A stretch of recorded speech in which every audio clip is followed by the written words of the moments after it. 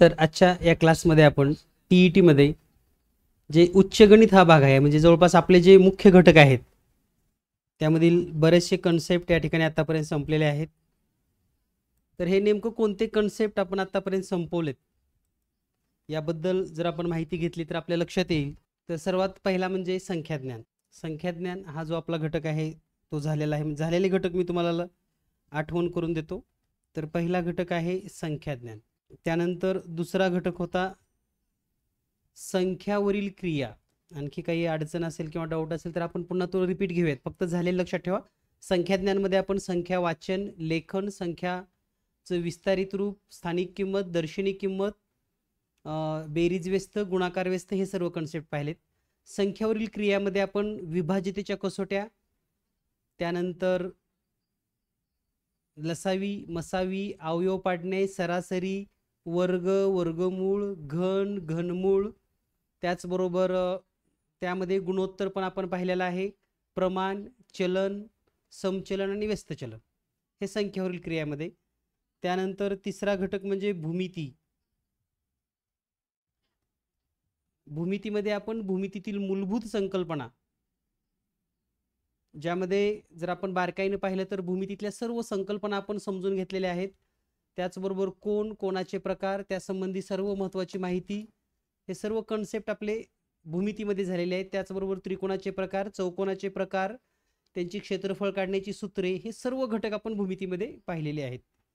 त्यानंतर चौथा घटक पाहिलेला आहे तो म्हणजे व्यावहारिक गणित. तर ह्या व्यावहारिक गणितामध्ये आपण काय पाहिले, तर व्यावहारिक गणितामध्ये सर्वात महत्त्वाचं म्हणजे शेकडेवारी, सरळ व्याज, चक्रवाढ व्याज, नफा तोटा, सूट, कमिशन, रिबेट, हे सर्व घटक आपण व्यावहारिक गणितामध्ये पाहिलेले आहेत. तर यामधला जो पहिला घटक होता संख्याज्ञान आणि संख्यावरील क्रिया किंवा बेसिक, तर यावर किमान 4 ते 7 प्रश्न परीक्षेमध्ये विचारले जातात. संख्यावरील क्रियावर 4 प्रश्न विचारले जातात. त्याचबरोबर व्यावहारिक गणित यामध्ये जर आपण पाहिलं, जसं की नफा तोटा आहे, शेकडेवारी आहे, सरळ व्याज, चक्रवाढ, यावर 3 ते 4 प्रश्न विचारले जातात. त्यानंतर पुढचा जो पाचवा घटक आहे तो म्हणजे बीजगणित.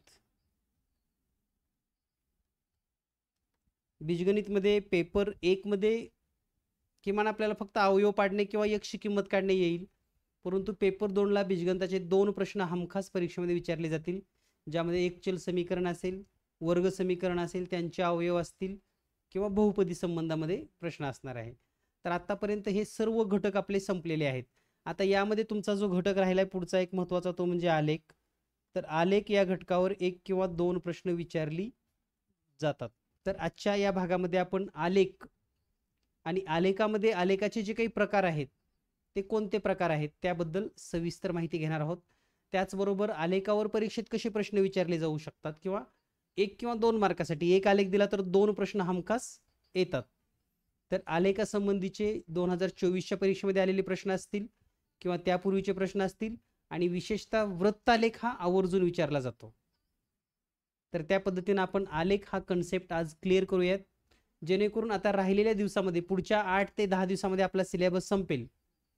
म्हणजे आज 5 तारीख आहे तर 15 तारखेपर्यंत आपला पूर्ण सिलेबस संपेल. यामध्ये राहिलेल्या घटकामध्ये जे आपले घटक राहिलेत, विशेषतः संकीर्ण प्रश्न असतील किंवा वैवारी असेल, घड्याळ असेल, दिनदर्शिका असेल, हे काही महत्त्वाचे टॉपिक राहिलेत, परंतु बाकी सर्व घटक संपलेली आहेत. आणि 15 तारखेनंतर पुन्हा आपल्याला तुम्हाला यापूर्वीच्या परीक्षेमध्ये काही जे काही अवघड प्रश्न असतील किंवा पेपर 30 प्रश्न आपण सलग कसे सोडवायचे हे तुम्हाला एका तासामध्ये वेगवेगळी पेपर्स घेऊन आपण समजून घेणार आहोत.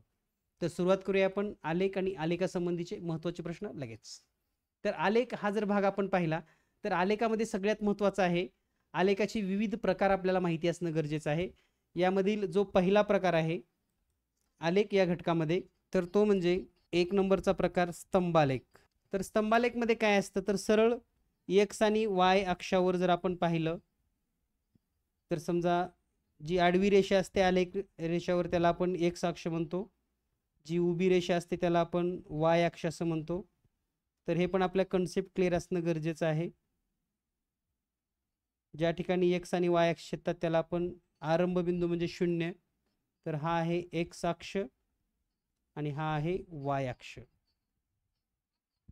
तर स्तंभालेखमध्ये काय आहे महत्त्वाचं, तर स्तंभालेखमध्ये विशिष्ट वर्ग असतील, गावची लोकसंख्या असेल, मुलांचं प्रमाण असेल किंवा इतर काही गोष्टी असतील तर त्याचे स्तंभ दाखवले जातात. उदाहरणार्थ जर आपण पाहिलं, समजा आपण जर प्रमाण घेतलं y अक्षावर 1 सेंटीमीटरवर इथं विद्यार्थी संख्या आहे, तर 1 सेंटीमीटर म्हणजे 10, 20, 30, 40 आणि 50. ठीक आहे. आणि x अक्षावर वर्ग जर आपल्याला दिले असतील तर त्या ठिकाणी आपण वर्ग समजून घेऊयात. तर हा आहे पहिलीचा वर्ग आणि त्याचा स्तंभ. त्यानंतर हा दुसरीसाठीचा स्तंभ आहे. त्यानंतर तिसरी आणि हे चौथी. म्हणजे आपल्याला या ठिकाणी म्हणता येईल पहिली, दुसरी, तिसरी आणि चौथी. तर या आलेखामध्ये काय असतं, तर जे स्तंभ दिलेले आहेत यामध्ये एकच माहिती किंवा एकच डेटा तुम्हाला या ठिकाणी दिसतो, जो स्तंभाच्या रूपामध्ये तुम्हाला जाणवेल. तर यासारखे स्तंभ देऊन आपल्याला विचारलं जातं की मग या 4 वर्गातील विद्यार्थ्यांची सरासरी संख्या किती आहे, किंवा पहिलीतील विद्यार्थी संख्या आणि दुसरीतील विद्यार्थी संख्या यांची बेरीज चौथीच्या विद्यार्थी संख्येपेक्षा किती कमी अथवा जास्त आहे. आणि यावर फक्त एका स्तंभावर एकाच घटनेची किंवा गोष्टीची माहिती दिली जाते. त्याचबरोबर वरच्या कडेला इथं प्रमाण पण सांगितलं जातं. प्रमाणामध्ये y अक्षावर 1 सेमी बरोबर 10 विद्यार्थी आणि x अक्षावर वर्ग, तर याला आपण स्तंभालेख म्हणतो, म्हणजे ज्यामध्ये एकच स्तंभ आपणास या ठिकाणी पाहायला मिळेल. ठीक आहे. तर स्तंभालेख ही कन्सेप्ट आपल्या लक्षात आली. तर आपल्या माहितीस्तव 2000 जर आपण 16चा पेपर पाहिला तर स्तंभालेख विचारला गेला होता. त्यामध्ये 2019च्या पेपरमध्ये पण विचारलेला आहे. तर त्याच्या सारखा प्रश्न मी या ठिकाणी एक लिहितो, म्हणजे तुम्हाला लक्षात येईल की 2019च्या पेपरमध्ये कसा प्रश्न होता. तर या ठिकाणी 2 प्रश्न विचारले जातात एका घटकावर. तर एक प्रश्न या ठिकाणी मी नमूद करतोय, तर तुमच्या लक्षात येईल, दुसरीच्या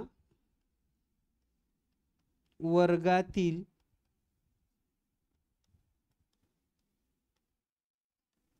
विद्यार्थी संख्या चौथीच्या वर्गातील विद्यार्थी संख्येच्या किती पट आहे.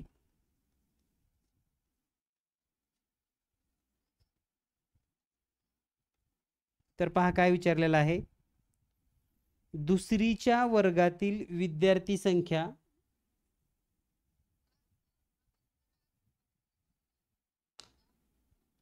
चौथीच्या विद्यार्थी संख्येच्या किती पट आहे. ज्यांना याचं उत्तर सांगता येतं त्यांनी रेज हँड करा. आलेखावर तुम्हाला लक्षात येत नसेल तर दुसरीची विद्यार्थी संख्या या ठिकाणी 40 आहे आणि चौथीची 45 आहे. तर दुसरीच्या वर्गातील विद्यार्थी संख्या चौथीच्या विद्यार्थी संख्येच्या किती पट आहे, असा सरळ साधा प्रश्न आहे.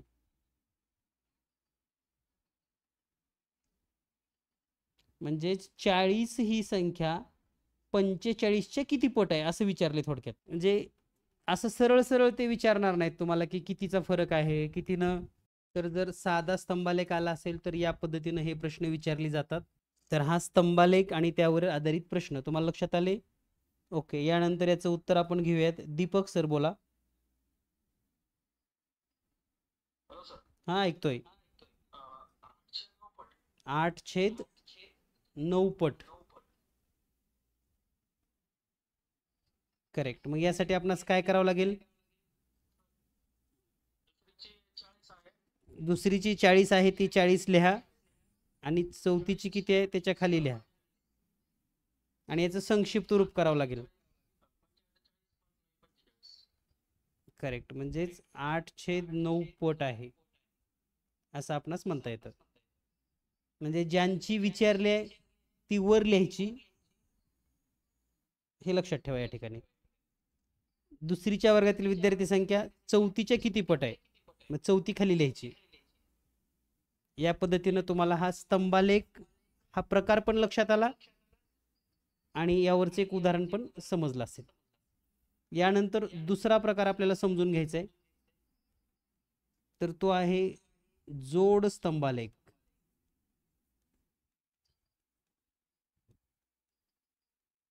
बघा, नावावरूनच लक्षात येतं आपल्याला जोड स्तंभालेख. मग पुन्हा या ठिकाणी आपण रचना करूयात. हा एक्स आणि हा वाय,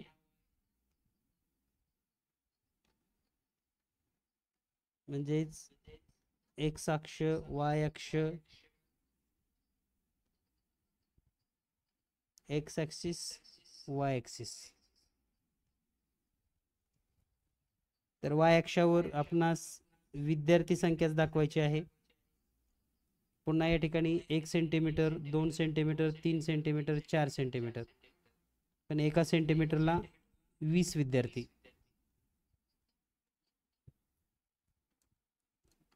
आता जोड स्तंभालेखामध्ये बघा, नावच आहे जोड, म्हणजे दोन स्तंभ जोडून असतात एक, आणि यांचं प्रमाण किंवा जी काही माहिती असते ती इथं दिलेली असते पहा अशी. तर या हिरव्या रंगातील मुली आहेत आणि व्हाईट रंगामध्ये मुली आहेत. तर त्याचा पण आपण कलर बदलूयात थोडा. मुले, आणि हा वर्ग आहे पहिली, दुसरी, तिसरी आणि चौथी. तर याला म्हणायचं जोड स्तंभालेख, म्हणजे एका स्तंभाला दुसरा स्तंभालेख जोडून येणार. यामध्ये ग्रीन, आता पहिलीचा वर्ग जर पाहिला आपण, तर मुले आहेत 40, मुली आहेत 60. दुसरीच्या वर्गामध्ये मुले 60, मुली 50. तिसरीच्या वर्गामध्ये मुले 60, सॉरी मुले 80,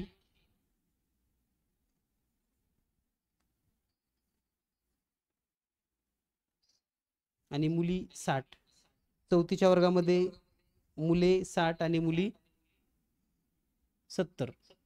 मिडल आपण धर, बरोबर आहे. तर आता या ठिकाणी याच्यावर कसे प्रश्न असतात? प्रश्न सोपे असतात, फक्त वेळ कसा जातो बघा आपला. एकूण मुले व मुली यांचे गुणोत्तर किती?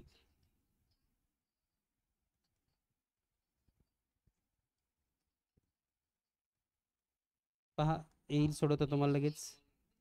म्हणजे तुम्हाला काय करावं लागणार आहे, या ठिकाणी सर्व मुले त्यांची बेरीज करावी लागेल आणि सर्व मुली त्यांची बेरीज करावी लागेल. मग त्यांचं गुणोत्तर विचारलं जाईल, किंवा सरासरी मुले आणि सरासरी मुली यांच्यातला फरक विचारला जाईल, किंवा फक्त मुलांची सरासरी किती, मुलींची सरासरी किती असं विचारलं जाऊ शकतं, किंवा दोन वर्गातल्या मुलींची बेरीज किंवा दोन वर्गातल्या मुलांची बेरीज यांचा फरक असो. तर या ठिकाणी आपल्याला एकूण मुलं आणि एकूण मुली काढायचेत आणि त्यांचं गुणोत्तर सांगायचंय. Quick fast. चला, झालं उत्तर. ज्यांचं ज्यांचं झालेलं आहे त्यांनी रेज हँड करा. कल्पना madam, Ramhari sir, Vitthal sir, Ashwini madam यांनी रेज हँड केलेला आहे.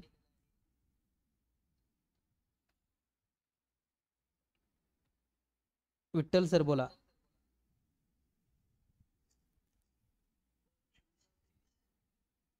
एकूण मुलं किती झाली?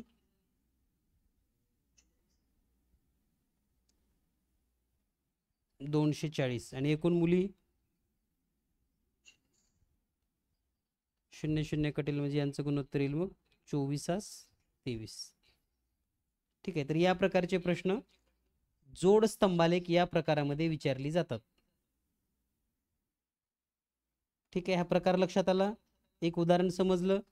यानंतर पुढचा प्रकार आपल्याला पाहायचा आहे, तो म्हणजे विभाजित स्तंभालेख. तिसरा प्रकार आहे विभाजित स्तंभालेख. नावावरून कळलं पाहिजे, विभाजित म्हणजे एकाच स्तंभाचे दोन भाग झाले असणार. तर पुन्हा या ठिकाणी आपण मांडणी करूयात. एक्स अक्ष, वाय अक्ष, आणि आपल्या क्लासमधून तुम्हाला हे पण लक्षात येतं आलेख कसे काढायचे, मांडणी कशी करायची. फक्त सोडवणेच हा भाग नाही, तर तुम्ही भविष्यात शिक्षक झाल्यावर पण आलेख काढण्याची एक चांगली कला पण तुम्हाला लक्षात येणार आहे.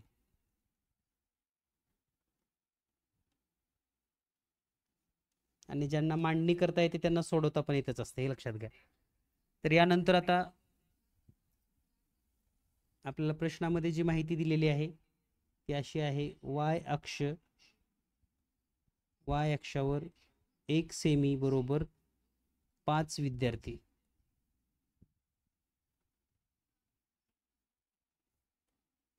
आणि त्यामध्ये एक बॉक्स असेल आपला मुलगे म्हणजे बॉईज आणि दुसरा बॉक्स आहे मुली. तर आपण या ठिकाणी 1 सेमी 2 3 4 5 6 7 8 9 10 असं घेतलेलं आहे. 5 10 20 30 40 50 60 70 80 सॉरी इथून 5 न वाढायला पाहिजे. 10 15 20 25 30 35 40 45 आणि 50 प्रत्येक सेंटीमीटरला 5 सेमी. यानंतर पुढे आपण पहिला स्तंभ जर पाहिला तर ABCD अशा वेगवेगळे वर्ग आहेत. तर पहिला वर्ग या ठिकाणी आपण काढलेला आहे ए. त्याची हाईट आहे 40 पर्यंत. दुसरा वर्ग आहे बी, ज्याची हाईट आहे 25 पर्यंत. त्यानंतर तिसरा वर्ग आहे, त्याची हाईट आहे 45 पर्यंत.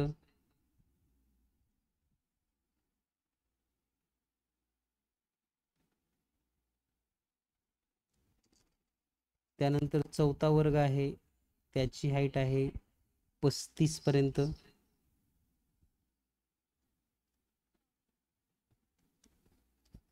ABCD आता यांचं विभाजन आहे. पहिला आहे या 20 वर विभाजन केलेलं आहे त्याचं. त्यानंतर दुसऱ्याचं विभाजन आहे 15 वर. तिसऱ्याचं विभाजन आहे 30 वर.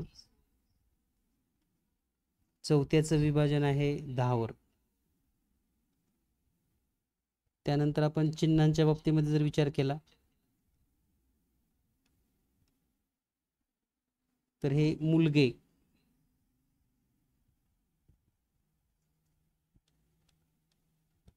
हे मुलगे आहेत. त्यानंतर मुली, याला म्हणायचं विभाजित. म्हणजे एकाच स्तंभाचे 2 तुकडे किंवा 3 तुकडे पण असतात कधी कधी. तर मग त्याच्यावरून संख्या शोधायची असते. उदाहरणार्थ आता पहिल्या ए तुकडीमध्ये 40 एकूण विद्यार्थी आहेत. तर मग 20 मुले म्हणजे राहिलेले 20 मुली असतील. बी तुकडीमध्ये म्हणजे पहा या ठिकाणी हे 20, तर हे 20 असतील तर हे 20. बी मध्ये काय आहे, मुले 15 मुली 10, टोटल 25. सी मध्ये काय होईल, मुले 30 आणि मुली राहतील वरच्या 15. डी मध्ये काय असेल, मुले 10 आणि टोटल 35 आहे तर हे वरचे 25 राहतील. आता यावर प्रश्न कसा विचारला गेलाय पहा. हा प्रश्न TET पेपर 2024 मधील आहे. सेम टू सेम, काही बदल नाही. TET paper 1 2024 same to same question, same आकृती, सेम माहिती, सगळं सेम लिहिलेलं आहे. यावर प्रश्न काय विचारलाय पहा. मुलींची संख्या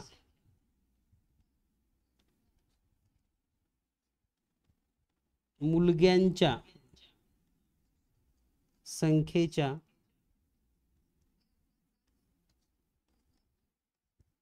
निमपट आहे. कोणत्या वर्गामध्ये असं झालंय जिथं मुलींची संख्या मुलाच्या निम्मी आहे. ऍक्च्युअल मी आकडे लिहून ठेवल्यामुळे तुम्हाला आणखी सोपं झालेलं आहे. कदाचित इमेज मध्ये लहान दिसेल किंवा तुम्हाला ताण येऊ नये म्हणून मी आकडे ऑलरेडी लिहून ठेवलेत. त्यामुळे या प्रश्नाचं उत्तर किमान 100 विद्यार्थ्यांना आलं पाहिजे. आता 150 जवळपास जॉईन असतील. तर आलेख या घटकावर आपला प्रश्न चुकता कामा नये या दृष्टीने आपण प्रत्येक कन्सेप्ट बारकाईने या ठिकाणी दिलेली आहे. ओके, हायेस्ट या ठिकाणी जवळपास 30 रेज हँड झालेले आहेत. बाकीच्यांना येत नाही का प्रश्न, का समजला नाही? विद्या मॅडम बोला, काय उत्तर येतं? नाही, कोणत्या वर्गात झाले असे विचारले तुम्हाला? काय झालंय? मुलांची संख्या मुलांच्या संख्येच्या निमपट आहे. बर, मग इथं मुलांची किती आहे? मुलांची 20 आहे. मग त्याच्या निमपट मुलींची आहे का?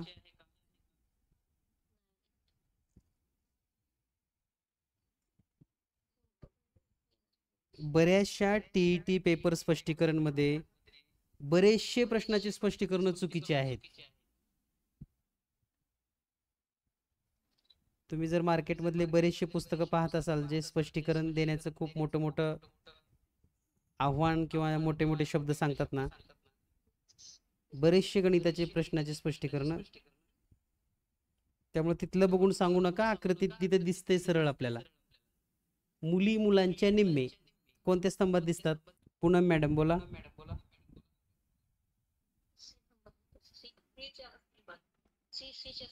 सी हे बरोबर उत्तर आहे या ठिकाणी.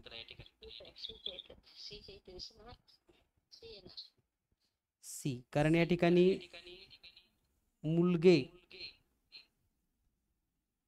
हे आहेत 30 आणि मुली 15, म्हणजे मुलीची संख्या मुलांच्या निम्मे आहे. तर हा एक प्रश्न टीईटी पेपर 2024 मध्ये विचारलाय. आणि याच आलेखावर दुसरा एक प्रश्न असा विचारलाय, याचा स्क्रीनशॉट घ्या. यानंतर पुढील प्रश्न आपण समजून घेऊयात.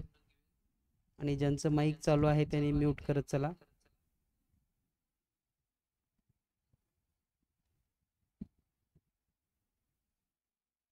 ठीक आहे. यानंतर नेक्स्ट क्वेश्चन याच घटकावर आधारित. आणि आज आलेखाचे सर्व कन्सेप्ट क्लिअर करायचे आहेत. आलेख आजच संपला पाहिजे. तर दुसरा प्रश्न असा आहे पहा, बी वर्गातील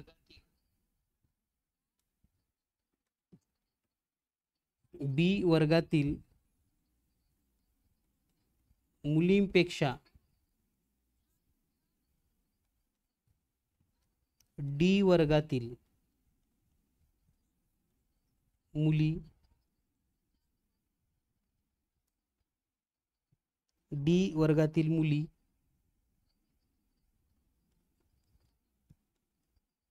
कितीने कमी अथवा अधिक आहेत?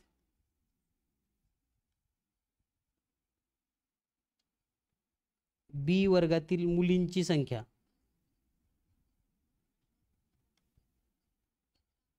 सिंपल क्वेश्चन आहे, इथं ऑलरेडी दिलेला आहे. बी वर्गातल्या मुली किती आहेत बघा.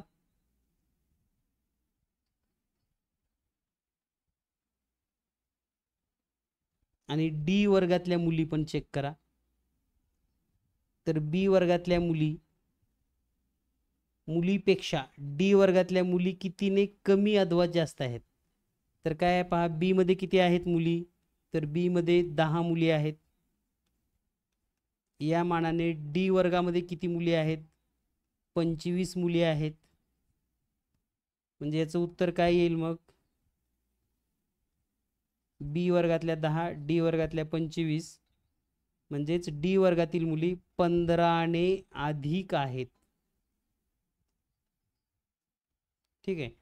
म्हणजे स्तंभालेखवरचे तुमचे 2 प्रश्न हक्काचे आहेत. प्रत्येक पेपरला 2 प्रश्न विचारले जाणार हे निश्चित.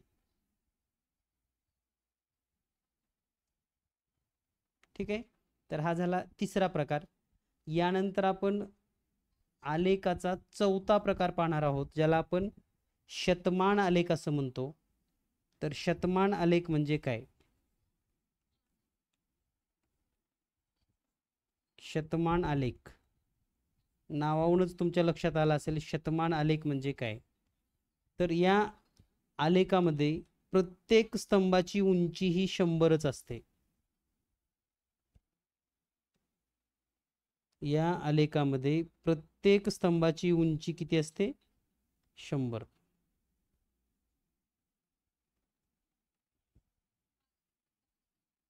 समजा 20, 40, 60, 80 आणि 100. 20, 40, 60, 80 आणि 100. प्रत्येक स्तंभ 100. म्हणजे पहिला बी स्तंभ 100च, दुसरा बी स्तंभ 100च, म्हणजे याची सगळ्याची उंची सारख्याच राहणार. तिसरा पण 100च आणि चौथा पण 100च. चारही स्तंभ या ठिकाणी तुम्हाला 100च दिसणार आहेत. यामध्ये काय होणार आता? समजा या ठिकाणी 60 ला खून केले आपण, इथं 80 ला खून केलेली आहे, इथं 70 ला खून आहे आणि इथं 90 ला खून आहे. तर यामध्ये जर आपण थोडं व्हेरिएशन दाखवलं,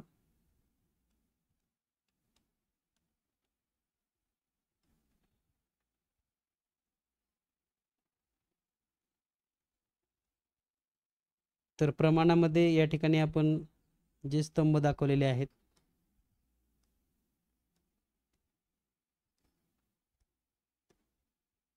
तर हा वरचा आहे निरक्षर आणि हा आहे साक्षर. आणि या ठिकाणी हे गावाचं नाव आहे,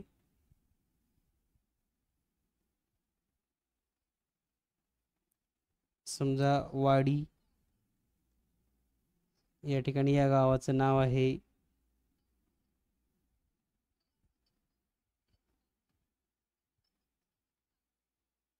पाबळ. या गावाचं नाव आहे पुणे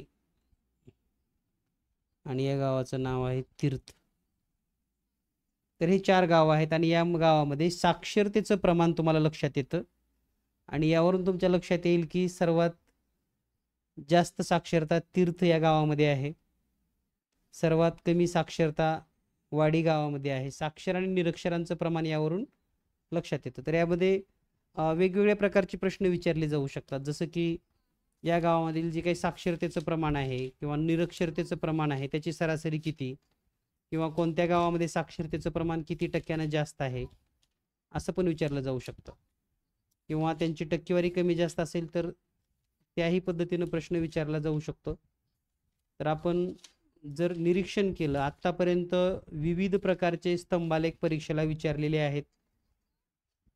2013ची TET, 2014, 2016, त्यानंतर 2018, 19 अशा विविध TET परीक्षेमध्ये आपणास स्तंभालेखमध्ये साधा स्तंभालेख म्हणजे जो पहिला प्रकार होता, त्यानंतर जोड स्तंभालेखमध्ये जोड म्हणजेच जोडून असणारे स्तंभालेख,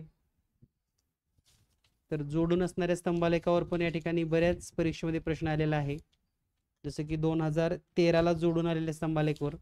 पण आतापर्यंत शतमान स्तंभालेखावर प्रश्न आलेला नाही.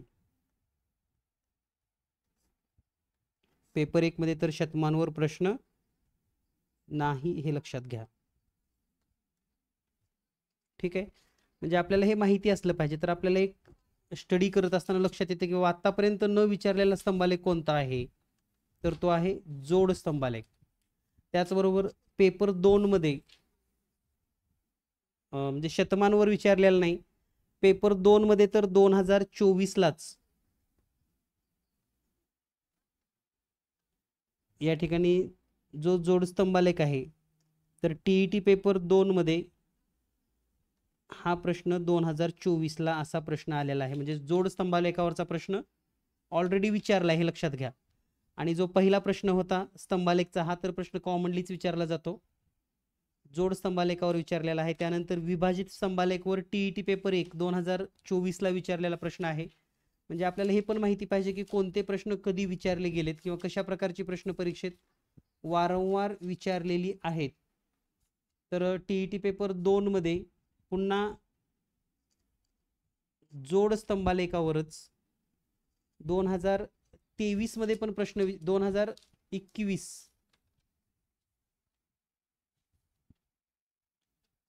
टीईटी पेपर 2 मध्येच 2019ला पण हा प्रश्न विचारला गेला, हे लक्षात घ्या. जोड स्तंभालेखाचा प्रकार, कारण आपण प्रकार समजून घ्यायला लागलो त्या ठिकाणी. म्हणजे आपल्याला हे लक्षात यायला पाहिजे की कोणत्या प्रकारचे प्रश्न सेकंड पेपरसाठी महत्त्वाचे आहेत. विभाजित वर पेपर 1 ला प्रश्न विचारलेत, पण जोड स्तंभालेखवर. त्यानंतर पुन्हा जर आपण थोडं पाठीमागे गेलं तर या ठिकाणी 2017 मध्ये टीईटी पेपर 2 ला विभाजित वर पण विचारलाय. टीईटी पेपर 2 2017 ला विभाजित स्तंभालेखावर 2 प्रश्न असतात. म्हणजे परीक्षेत आले म्हणजे 2च प्रश्न विचारतात, हे पण लक्षात घ्या. म्हणजे कोणत्या परीक्षेला कधी विचारलेत प्रश्न हे आपल्याला माहिती असणं गरजेचं आहे. म्हणजे जनरली पेपर 2 चा जर अभ्यास केला आपण तर विभाजित आणि जोड स्तंभालेख यावर प्रश्न विचारलेला आहे. त्याचबरोबर पेपर 2016 यामध्ये वृत्तालेखावर प्रश्न विचारलेला आहे. म्हणजे हे सगळं एकदा डेटा तुमच्या लक्षात आला की तुम्हाला लक्षात येईल. आतापर्यंत शतमान स्तंभालेखावर एकदाही प्रश्न विचारलेला नाही टीईटी मध्ये. शतमान स्तंभालेखावर, ठीक आहे. तर शतमान स्तंभालेख कदाचित या परीक्षेमध्ये विचारला जाऊ शकतो. आतापर्यंत यावर प्रश्न आलेला नाही. पेपर 1 साठी विभाजित जोड स्तंभालेख महत्त्वाचे आहेत आणि पेपर 2 साठी विभाजित स्तंभालेख जोड स्तंभालेख, 1 साठी तर सर्वच महत्त्वाचं आहे. आणि यानंतर जो 5वा प्रकार आहे तो म्हणजे वृत्तालेख. वृत्तालेख या घटकावर आतापर्यंत प्रश्न विचारलेला आहे. पेपर 1 ला पण आलेत आणि पेपर 2 ला पण आलेत. आणि यानंतर एक 6वा प्रकार आहे तो म्हणजे रेखालेख. तर रेखालेखवर पण आतापर्यंत एकही प्रश्न विचारला नाही, तर तो पण आपण प्रकार समजून घेणार आहोत. तर वृत्तालेखवर जे प्रश्न विचारले जातात त्यामध्ये तुम्हाला एक वर्तुळ दिलं जातं आणि या वर्तुळावर काही माहिती किंवा केंद्रबिंदूशी एखादा कोन दिला जातो आणि मग कोनावरून या ठिकाणी असे काही संख्यात्मक मांडणी असेल, अशा प्रकारे या ठिकाणी कोण आहेत. तर समजा या ठिकाणी हे मका उत्पन्न असेल, या ठिकाणी ऊसाचं उत्पन्न असेल, समजा या ठिकाणी गहू उत्पन्न असेल आणि ज्वारीचं उत्पन्न असेल, ठीक आहे. तर या ठिकाणी गव्हाचा जो कोण आहे हा आहे 40 अंश. त्यानंतर ज्वारी हा जो कोण आहे हा आहे 70 अंशाचा कोण. त्यानंतर ऊसाचा जो कोण आहे हा आहे 120 अंशाचा कोण.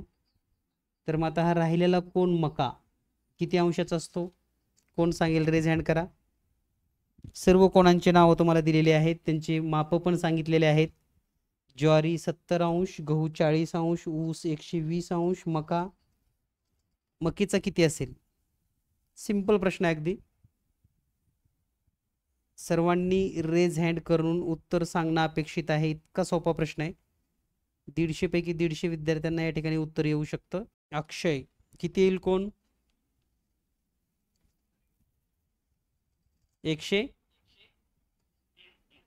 130 अंश. ओके. तर या पद्धतीनं आपण हे कसं ओळखलं, कारण आपल्याला माहिती आहे की पूर्ण कोणाचं जे माप असतं, वर्तुळाचा जो पूर्ण कोण आहे किंवा कोणताही पूर्ण कोण याचं माप असतं 360 अंश.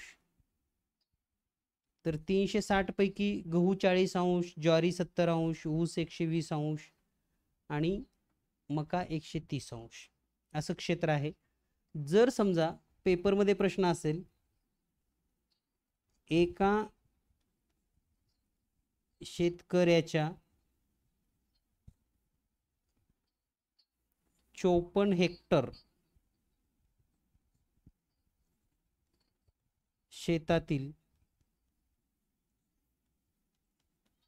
पिकाचे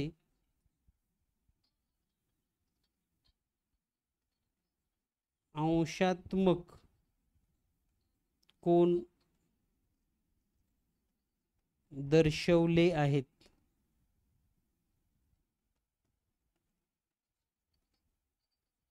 तर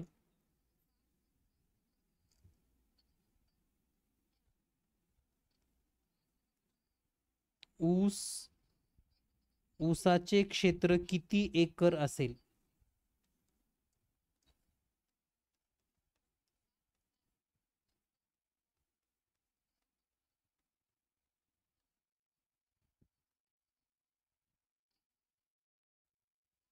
ऊसाचं क्षेत्र किती एकर असेल असं आपल्याला शोधायचं आहे त्या ठिकाणी.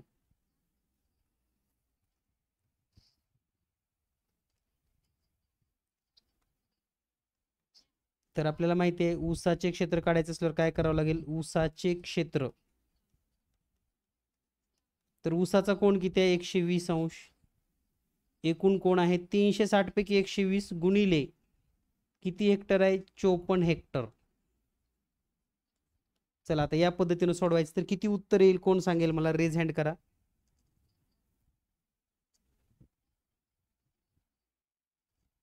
बाकी मग मकाचं क्षेत्र विचारलं तर मकाचं काढता येईल. ऊस आणि ज्वारी यांच्यातला फरक विचारला तर तो पण सांगता येईल. किंवा गहू आणि मका यांच्यामध्ये किती क्षेत्राचा फरक आहे ते पण सांगता येईल. किंवा गव्हाचं क्षेत्र आणि ज्वारीचं क्षेत्र एकूण किती होईल ते पण सांगता येईल. तर अगदी कॅल्क्युलेशन सिंपल असतात आणि असे प्रश्न विचारली गेलेली आहेत. पेपर 1 असेल किंवा 2 असेल, 2 मार्कासाठी प्रश्न येतो परीक्षेमध्ये.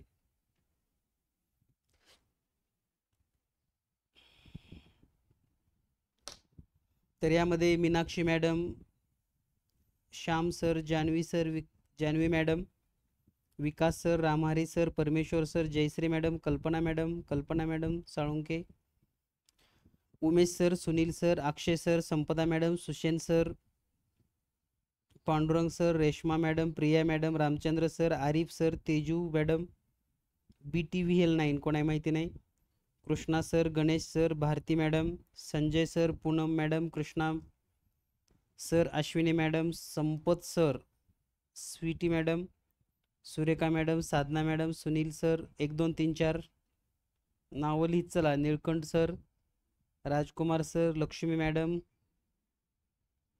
Sonu madam, Amol sir, Sonali madam, Shubhangi madam, Nitesh sir. Highest आतापर्यंत 40 विद्यार्थ्यांनी रेज हँड केला, म्हणजे अतिशय सोपा प्रश्न आहे.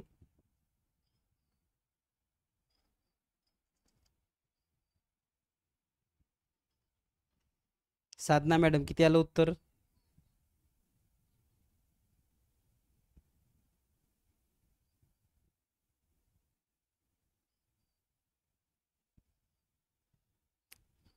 साधना राजे बोला.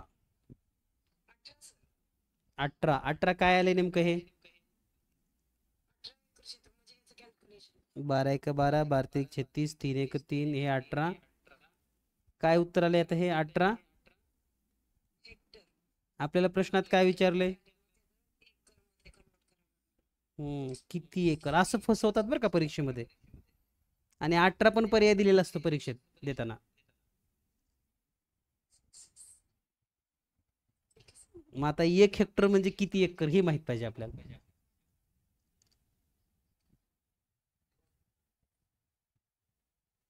आणि मग आपण खुश होऊन येतो घरी येताना की 18 बरोबर उत्तर दिले आपण. त्यामुळं एककाच्या बाबतीमध्ये किमान एक प्रश्न तुम्हाला फसवा असतो परीक्षेमध्ये. त्यामुळे एकक खूप काळजीपूर्वक विचार करायचा कधी पण. एकक विचारले का हेक्टर विचारले.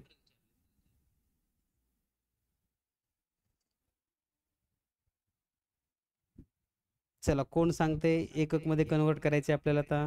तानाजी सर सांगा.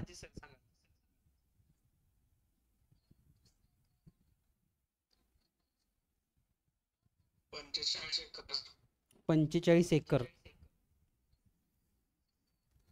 करेक्ट. 1 हेक्टर म्हणजेच 2.5 एकर म्हणजे 2.5 एकर असं होतं. तर मग 18ला जर आपण 2.5 न गुणलं तर 18ची दुप्पट 36 आणि वरच्या 0.5 ला गुणलं की 9 म्हणजे 45 एकर. या पद्धतीने लक्षात ठेवा. ठीक आहे. आता यामध्ये कधी कधी प्रश्न असा विचारतात की ज्वारी आणि मका यामध्ये किती एकरचं क्षेत्र जास्त आहे किंवा कमी आहे. तर आपण दोन्हीचं सेपरेट काढायचं नाही. आधी ह्या दोन कोणाची वजाबाकी करायची. 70 आणि 130 ची वजाबाकी करायची. किती येते 60 अंश. तर ते 60/360 करायचं आणि गुणिले 54.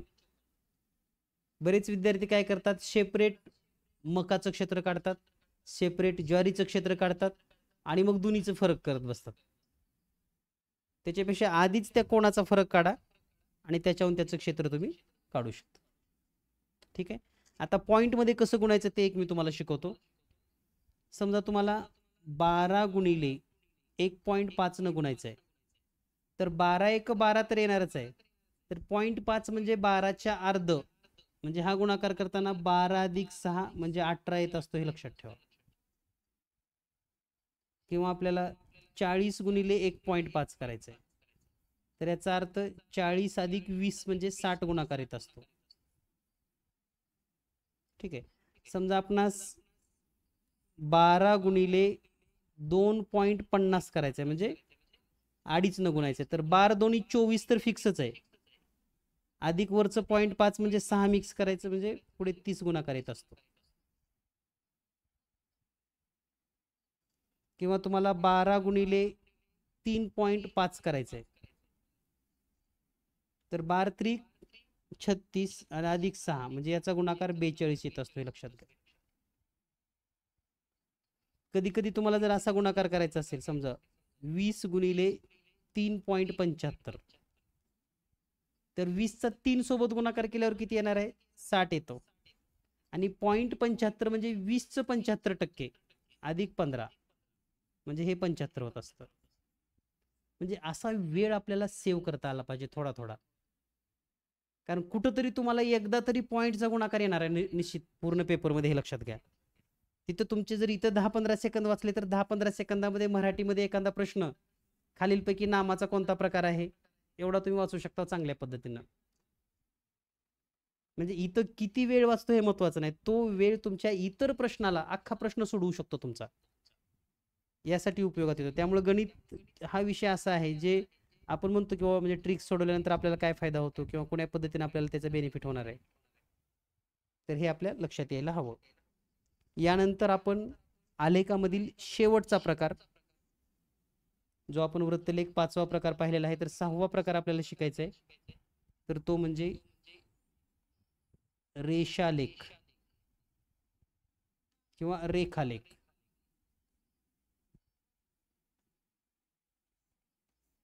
रेखालेख किंवा रेषालेख, इथं पण संकल्पना तशीच आहे पहा. समजा हे एक्स अक्ष, वाय अक्ष, आरंभ बिंदू 0, हे एक्स अक्ष, वाय अक्ष. तर आपल्या क्लासमध्ये आणि इतर क्लासमध्ये हा एक फरक आहे की तुम्ही प्रश्न कसा क्रिएट करतात हे पण तुम्हाला शिकायला मिळतं. ऑलरेडी रेडीमेड इथं प्रश्न आपण घेत नाहीत, प्रश्न तयार करूनच प्रश्न सोडवून घेतला जातो. त्यामुळे तुम्हाला ती एक रचना पण बघायला मिळते की प्रश्न कसा लिहिला जातो, कसा तयार होतो. तर आता या ठिकाणी आपल्याला काय करायचंय, वाय अक्षावर 1 सेमी बरोबर 100, 2 सेमी बरोबर 200, 3 सेमी बरोबर 300, 4 सेमी बरोबर 400, आणि हे उत्पन्न आहे, उत्पन्न टनात, म्हणजे टन, 100 टन, 200 टन, 300 टन, या पद्धतीनं. तर या ठिकाणी वाय अक्षावर 1 सेमी बरोबर 100 टन उत्पादन आहे, आणि एक्स अक्षावर वर्ष दिलेले आहेत.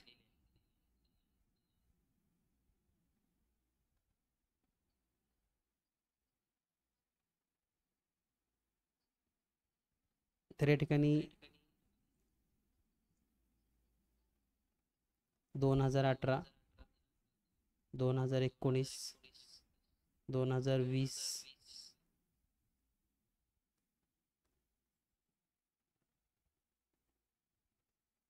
आणि 2021 म्हणजे एका कंपनीचं उत्पन्न दाखवलेलं आहे, आणि हे रेषेनं असं जोडलेलं असतं.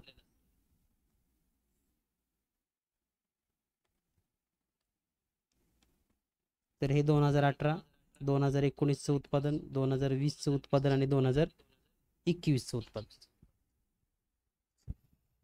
ठीक आहे. मग आपल्याला या ठिकाणी प्रश्न कसा विचारला जातो,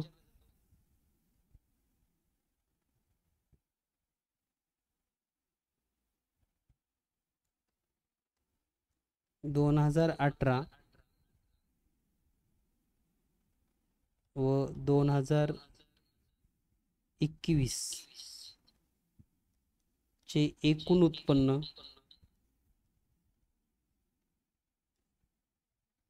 2020च्या उत्पन्नाच्या कितीने जास्त आहे?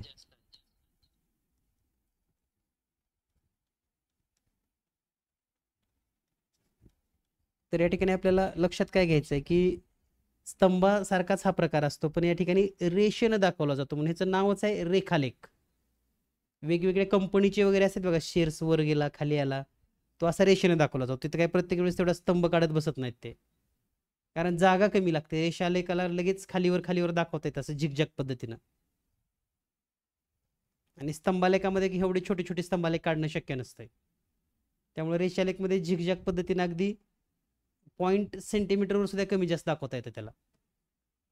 म्हणजे अतिशय म्हणजे चल चल जे व्यवहार असतात, चल व्यवहार म्हणजे सकाळी शेअर्स वर गेला तर लगेच 11 वाजता खाली आला, 12 वाजता वर गेला, असं आपण काही तेवढे स्तंभ काढू शकत नाहीत. मग ते लाईनमध्ये दाखवता येतं, म्हणून तिथं रेखालेखचा वापर केला जातो. तर अतिशय सोपा प्रश्न आहे. 2018 व 2021चं एकूण उत्पादन हे 2020च्या उत्पन्नाच्या कितीने जास्त आहे?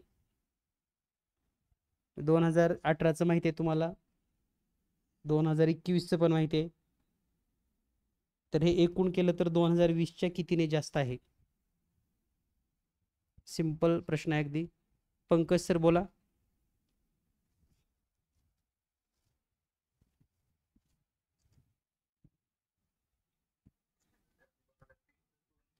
हम्म 300 टन नाही जास्त असतं. 1 टन म्हणजे किती किलो?